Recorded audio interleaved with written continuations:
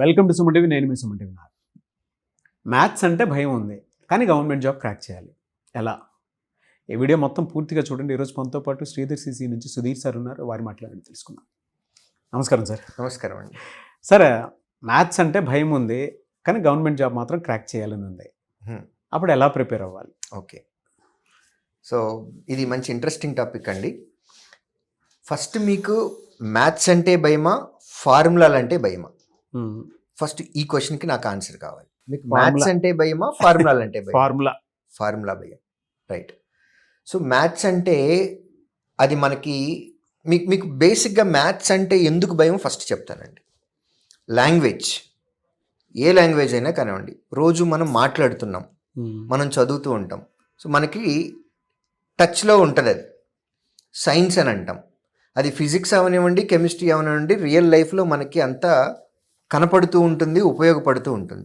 Social studies, Geography మనం రోజు చూస్తూ ఉంటాము, హిస్టరీ, ఇవన్నీ మనకి కళ్ళకు కనపడినట్టుగా ఉంటాయి, కనపడుతూ ఉంటాయి, మనం ఎక్స్పీరియన్స్ అవుతూ ఉంటాం. కాబట్టి అవంటే మనకి ఇంట్రెస్ట్ వస్తుంది. మ్యాథ్స్ అంటే భయం ఎందుకు అని అంటే, జనరల్గా ఇంటిగ్రేషన్ అంటాం. మీరు intermediate MPC BiPC okay. But 10th క్లాస్లో వచ్చే కొన్ని టాపిక్లు చెప్తాను. సర్డ్స్ అని అంటాం, indices, integration, derivatives, limits, continuity, ఇవన్నీ భయం ఉంటాయి.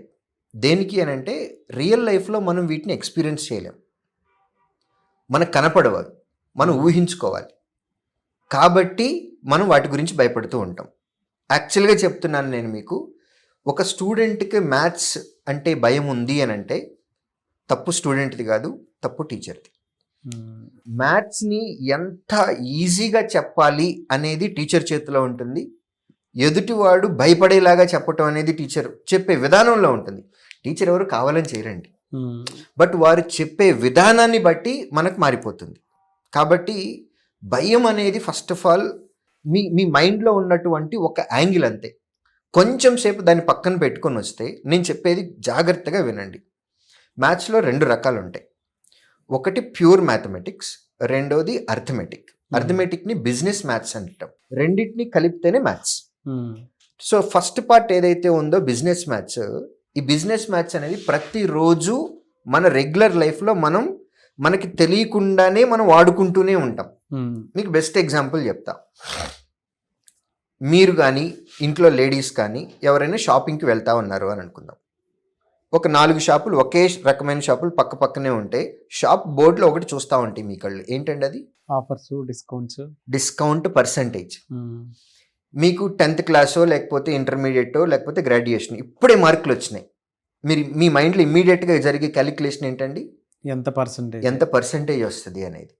సో ఇది మనం పర్సంటేజ్ అనే టాపిక్ని మనం రెగ్యులర్ లైఫ్లో వాడుకుంటూనే ఉంటున్నాం. అవును. Next common language. ఇప్పుడు మీరు ఒక 10 రూపాయలు పెట్టి ఒక వస్తువు కొన్నారు, అది మీకు 3 నెలలు వచ్చింది. 100 రూపాయలు పెట్టి ఇంకొక వస్తువు కొన్నారు, అది వారం రోజులే వచ్చింది. 2 చేసి పని ఒకటే. 10 రూపాయలు పెట్టిన దాన్ని మీరు ఏమని ఫీల్ అవుతారండి? 10 రూపాయలు పెట్టాము, 100 రోజులు వచ్చింది, మీరు ఎలా ఫీల్ అవుతారు? దాని వాల్యూ, దాని వెయిటేజ్ ఎక్కువ ఫీల్ అవుతారు. 100 రూపాయలు పెట్టారు, అది 10 రోజులే వచ్చింది. సో అదేమో ప్రాఫిట్ వచ్చింది అని అనుకుంటాము, ఇదేమో లాస్ వచ్చింది అని ఫీల్ అవుతాము. ఇప్పుడు ఈ వీడియో చూసే వాళ్ళు కూడా అంతే. వీళ్ళు చాలా, ఆడియన్స్ అనేవారు చాలా ఇన్ఫర్మేటివ్గా ఉంటారు, అప్డేటెడ్ ఇన్ఫర్మేషన్తో ఉంటారు. ఈ 10 నిమిషాల వీడియోలో వాళ్ళకి తెలియని కొత్త పాయింట్లు మీరు నేను చెప్తే వాళ్ళ టైం యూజ్ అయ్యింది, ఇన్ఫర్మేషన్ వల్ల మనకి ప్రాఫిట్ వచ్చింది అని అనుకుంటాం. వాళ్ళకి తెలిసిన విషయాలే మనం చెప్పాము అనుకోండి, వాళ్ళ టైం వేస్ట్ అయింది అని అనుకుంటారు, మీనింగ్ టైం లాస్ అయింది అని అనుకుంటారు. సో ఈ ప్రాఫిట్ అండ్ లాస్ అనే చాప్టర్, ఈ టాపిక్ ఏదైతే ఉందో ఇది కూడా మనకి రెగ్యులర్ లైఫ్లో మనకు ఉపయోగపడుతుంది. నెక్స్ట్ టైమ్ అండ్ వర్క్ అనేది ఒకటి ఉంటుంది కాన్సెప్ట్. ఈ టైమ్ అండ్ వర్క్ ఏంటి అని అంటే, ఇది కూడా మన రెగ్యులర్ లైఫ్లో మనం చేసేది. కాంపిటేటివ్ ఎగ్జామ్స్కి ప్రిపేర్ అయ్యేవాళ్ళు లేదా అకాడమిక్ ఎగ్జామ్స్కి ప్రిపేర్ అయ్యేవాళ్ళు, వాళ్ళ అల్టిమేట్ గోల్ ఏంటండి? సంవత్సరం పాటు చదువుతా ఉన్నారు. లాస్ట్లో పెట్టేటటువంటి 3 గంటల పరీక్ష ఉంది చూడండి, ఆ 3 గంటల పరీక్ష కోసమే వాళ్ళు సంవత్సరం అంతా చదువుతున్నారు. లేదా సెమిస్టర్ 6 నెలలు. ఇప్పుడు సెమిస్టర్ ఎగ్జామ్స్ కదండి, 6 నెలలు చదివే దేనికోసం? లాస్ట్లో పెట్టే 3 గంటలు ఎగ్జామ్ కోసం. 3 గంటల్లో వాళ్ళు చేయాల్సిన పని ఏంటి? ఒక 10 క్వశ్చన్లు సాల్వ్ చేయాలి, డిస్క్రిప్టివ్లో రాయాలి. కాంపిటేటివ్ ఎగ్జామ్ అయితే గంట టైం ఇస్తారు, 100 క్వశ్చన్లు సాల్వ్ చేయాలి. ఇందులోనే ఉంది 1 hour time and work is to complete 10 questions or 20 questions. Time and work. ఇది కనెక్ట్ అవ్వటం కోసం చెప్పాను. అలా కాకుండా మనం తింటాం, భోజనం చేస్తాం, అది కూడా పనే కదండి. అవును. పడుకుంటాం, అది కూడా పనే కదండి. మనం స్నానం అది చేస్తాం, అది కూడా పదే. ప్రతిదీ పనే. ఇప్పుడు మీరు భోజనం చేయాలి, 1 గంట భోజనం చేస్తారా? గంట టైం పెట్టుకుంటాం 1 to 2 అని. గంట టైం మనం అనుకుంటాం, అది బ్రేక్ టైం మనకి. కానీ ఆ గంట మనం భోజనం చేస్తాం, కూర్చుంటామా? 10 నిమిషాలే కదా, లేదా మాక్సిమం 15 నిమిషాలు. 15 నిమిషాలు. మనం చేసేటటువంటి భోజనం అనే పనిని మనం 15 నిమిషాల్లో పూర్తి చేస్తున్నాం. చదువుకోవటం అది కూడా పనే కదా. 15 నిమిషాలు చదివితే సరిపోతుందా? సరిపోదు. 6 గంటలు 7 గంటలు 8 గంటలు చదువుకోవాలి, అది కూడా పనే. దానికి కూడా ఒక టైం ఉంది. నిద్ర కూడా ఒక పనే కదా. నిద్ర అనేది 1 గంట సరిపోతుందా? 8 గంటలు 6 గంటల నుంచి 8 గంటలు. ఇలా మనకి తెలియకుండానే ప్రతిరోజు టైం అండ్ వర్క్ అనే కాన్సెప్ట్ని మనం చేస్తున్నాం. నెక్స్ట్ టైం అండ్ డిస్టెన్స్ అనే కాన్సెప్ట్ ఇంకొకటి ఉంటుంది. ఇది కూడా ప్రతిరోజు చేస్తాము. నాగరాజు గారు, ఇవాళ మీకు ఒక షూట్ ఉంది, ఒక పర్సన్ తోటి మీటింగ్ ఉంది మీకు 10 గంటలకి. మీరు కరెక్ట్గా ఈ పక్క బిల్డింగ్లోనే ఉంటారు. పొద్దున్నే 9ంటికి లేచి బయలుదేరి 10 గంటలకి ఆఫీస్కి వస్తారండి? వెరీ నెక్స్ట్ బిల్డింగే మీది. 10 o'clock మీటింగ్ ఇక్కడ ఉంది, మీరు 9 గంటలకి బయలుదేరుతారా? 9:50, 9:55 అంతే. 9:55. మీకు ఈ ఆఫీస్ నుంచి మీరు 1 కిలోమీటర్ దూరంలో ఉన్నారు. 9:50కి బయలుదేరుతారండి? 9:30కి బయలుదేరుతాను. నడుచుకుంటూ వస్తున్నారు. మీరు వచ్చేది నడుచుకుంటూ ఆఫీస్కి. 10 o'clock స్టార్ట్ చేస్తాను. 9ంటికి స్టార్ట్ చేస్తారు. అవును. మీ దగ్గర కారు ఉంది లేదా బైక్ ఉంది, ఎప్పుడు స్టార్ట్ అవుతారు?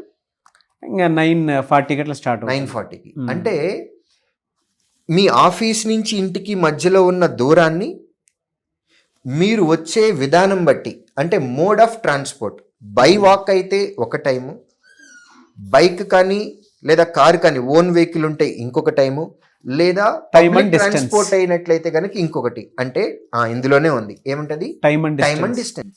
డిస్టెన్స్ ఉంది, మీరు వచ్చే స్పీడ్ని బట్టి మీరు ఏ టైంకి స్టార్ట్ అవ్వాలి అనేది డిసైడ్ అవుతారు. సో ఈ టాపిక్స్ అన్నిటినీ అర్థమెటిక్ టాపిక్స్ అంటాము. ఇవి business maths. Simple interest, compound interest అని అంటాం. మీ దగ్గర నుంచి నేను 1 లక్ష రూపాయలు అప్పు తీసుకున్నాను అవుట్ ఆఫ్ ఫ్రెండ్షిప్. 1 సంవత్సరం తర్వాత తీసుకొచ్చి ఆ 1 lakh తిరిగి ఇస్తాను, మీరు ఊరుకుంటారా? సుధీర్ గారు నాకు తెలుసు కదా అని ఊరుకుంటారా? లేదు. డెఫినెట్గా ఎక్కువ డబ్బులు కావాలి. ఆ ఎక్కువ ఏంటి? ఇంట్రెస్ట్. మనది కాని ప్రాపర్టీని మనం ఎంజాయ్ చేస్తే దానికి మనం కొంత డబ్బు కట్టాలి. హౌస్ తీసుకున్నాం, మనది కాదు హౌస్, వేరే వాళ్ళది, మనం అది వాడుకుంటున్నాం, ప్రతి నెల కట్టాల్సింది రెంట్. మనం ఒక ల్యాండ్ తీసుకున్నాం, అది కమర్షియల్ పర్పస్లో వాడుకోవటానికా లేదా అగ్రికల్చర్ అయినా, మనం 1 సంవత్సరం పాటు వాడుకున్నాం, ఇది వాడుకున్నందుకు మనం వాళ్ళకి కట్టేది లీజ్. మీ దగ్గర నుంచి మీ డబ్బులు నేను తీసుకుని 1 సంవత్సరం వాడుకున్నాను, దానికి కట్టేది ఇంట్రెస్ట్. కంటెక్స్ట్ సేమే. ఒక్కొక్క కంటెక్స్ట్లో ఒక్కొక్క ఎగ్జాంపుల్ ఒక టెక్నికల్ టర్మ్ పెట్టుకున్నాం. ఇవన్నీ మన రెగ్యులర్ లైఫ్లో వచ్చేవి. వీటిని ఎప్పుడైతే మనం క్వశ్చన్ చదివిన తర్వాత ఆ క్వశ్చన్ మన రియల్ లైఫ్ ఎగ్జాంపుల్లోకి కనెక్ట్ చేస్తూ ఫార్ములా వాడకుండా రియల్ లైఫ్లో మనం ఎలాంటి క్యాలిక్యులేషన్ చేస్తామో అలా చేయటం మొదలుపెట్టిన దగ్గర నుంచి మ్యాథ్స్ అంటే ఇంత ఈజీనా అని అనిపిస్తుంది. ఎస్, మీరు చెప్తుంటే నాకు అర్థమవుతుందండి. అంటే మనం రోజు చేసేటువంటి పనులలోనే మ్యాథమెటిక్స్ ఉంది. బట్ మనం ఏంటంటే ఆ మినిమం కామన్ సెన్స్ బేరీజ్ వేసుకోకపోవటం వల్ల మనకు భయంగా అనిపిస్తూ ఉందన్నమాట. అంటే ఒక యాంగ్జైటీ, అబ్బో మ్యాథ్స్ అంటే ఇది అని. ఎప్పుడైతే ఈ బేసిక్ సెన్స్ని అర్థం చేసుకోగలుగుతామో ఆటోమేటిక్గా మ్యాథ్స్ని కూడా ఆ పాయింట్లో ఉంచుంటుంది. ఇప్పుడు ఈజీ అనిపిస్తుంది. కనెక్టివిటీ చేసుకుంటూ నేర్పిస్తే మీకు నేర్పించే వాళ్ళు అలా ఎగ్జాంపుల్స్ తోటి కనెక్టివిటీ తోటి నేర్పిస్తే చాలా చాలా ఈజీగా ఉంటుంది. ఇక కాంపిటేటివ్ ఎగ్జామ్లో అన్ని ఎగ్జామ్స్లో వచ్చేది ఈ అర్థమెటిక్కే. చాలా కొన్ని ఎగ్జామ్స్లో మాత్రమే ప్యూర్ మ్యాథమెటిక్స్ వస్తాయి. అందులో కూడా ఆల్జిబ్రా నుంచి ఇన్ని మార్క్స్, ట్రిగ్నామెట్రీ నుంచి ఇన్ని marks, areas and volumes, mensuration ఇచ్చిన మార్క్స్ అని, కోఆర్డినేట్ జామెట్రీ నుంచి, అంటే మ్యాథమెటిక్స్ నుంచి వచ్చి కొన్ని క్వశ్చన్స్ ఉంటాయి. వాటిని కూడా కొంచెం ఇంట్రెస్టింగ్గా మనం నోట్స్ తయారు చేసుకుంటూ ఫస్ట్ సబ్జెక్ట్ మీద మనం నాలెడ్జ్ తెచ్చుకోవాలి. సో బేసిక్ నాలెడ్జ్ అనేది ఉంటే కనుక ఫౌండేషన్ అని అంటాం. ఆ ఫౌండేషన్ ఉంది అని అంటే ప్యూర్ మ్యాథ్స్ కూడా పెద్ద కష్టమేమి కాదండి. సో మనం కాంపిటేటివ్ ఎగ్జామ్లో వచ్చేటటువంటి అర్థమెటిక్ అవ్వచ్చు లేదా ప్యూర్ మ్యాథ్స్ అవ్వచ్చు, చాలా చాలా ఇంట్రెస్టింగ్గా నేర్చుకోవచ్చు, చాలా ఈజీగా కూడా. మీరు కుదిరితే సుధీర్ సరే షార్ట్ కట్ వీడియోస్ ఉంటాయి మ్యాథ్స్కి సంబంధించింది, మీకు శ్రీధర్ సిసి యూట్యూబ్ ఛానల్లో కూడా దొరుకుతాయి. అండ్ కొన్ని వాటిని మా ఛానల్లో కూడా అప్లోడ్ చేస్తాము, కుదిరితే చూడండి. ఇప్పుడు మీరు ఏ సెన్స్లో ఆయన చెప్పగలిగారో, అంటే ఒక రైట్ మెంటర్ గైడ్ కోచ్ ఉండాలని చెప్పేసి అన్నారు కదా, ఒక రైట్ పర్సన్ కనుక ఈ యాంగిల్లో చెప్పగలిగితే ఏ టాపిక్ అయినా సరే మీరు అనర్గళంగా మ్యాథ్స్లో అర్థం అవడానికి అవకాశం ఉంటుంది. సో ఇప్పుడు భయపడాల్సినటువంటి అవసరం ఎప్పుడూ లేదనమాట.